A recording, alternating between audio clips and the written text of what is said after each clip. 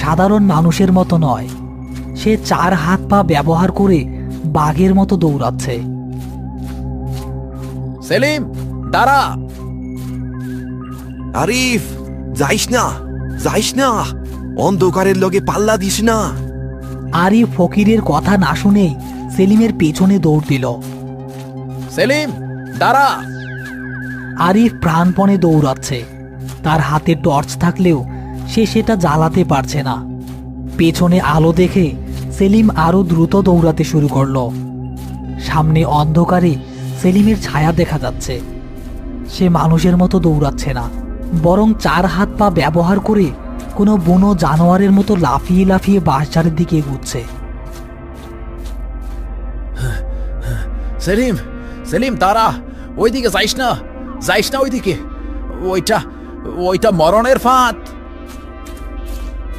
আরিফ জানে এবার যদি সেলিম ওই কাটা বাঁশের গোড়ায় পৌঁছে যায় তবে তাকে আর কোনোদিনও ফেরানো যাবে না। আত্মা সাধারণত শিকারকে তার মৃত্যুর স্থানের দিকেই টেনে নিয়ে যায়। হঠাৎ সেলিম একটা বিশাল বাঁশঝাড়ের সামনে গিয়ে থামল। সে এক লাফে প্রায় 10 ফুট উঁচুতে একটা বাঁশ জড়িয়ে ধরল এবং টিকটিকির মতো তরতর করে উপরে উঠতে লাগলো। উস্তাদ, আমারে ডাকেন কেন? ও তো আমারে ডাকতাছে, ওই যে নিচে, লাল পানির নিচে। সেলিম নিচের দিকে আঙুল দিয়ে ইশারা করল। সেখানে সেই কাটা বাঁশের গোড়া থেকে এখনো লাল আঠা বের হচ্ছে, যা অন্ধকারে রক্তের মতো দেখা যাচ্ছে। আরিফ বাঁশঝাড়ের নিচে এসে দাঁড়ালো।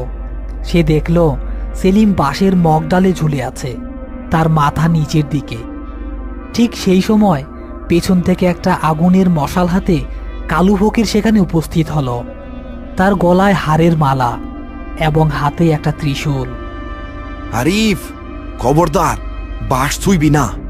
ওই বাঁশে এখন শয়তান বর করছে। তুই ছুঁইলে তুইও আটকা পড়বি। তাইলে তাইলে কি করবো বাবা? ওরে চোখের সামনে মরতে দিমু? ওর কাছে ওই নূপুর আছে। যতক্ষণ ওই নূপুর ওর কোমরে আছে ততক্ষণ ওই প্রেতাত্মা ওরে ছাড়বো না। নূপুরটা ফেরত দিতে হইব, কিন্তু সমস্যা হইল ও এখন নিজের ইচ্ছায় নূপুর ফেরত দিব না। বাঁশের ওপর থেকে সেলিম শব্দ করতে লাগলো। তার চোখ দিয়ে আগুনের মতো ভাটা জ্বলছে। আমার নূপুর, আমার নূপুর আমি নিমু, ওর পা শুদ্ধ নিমু।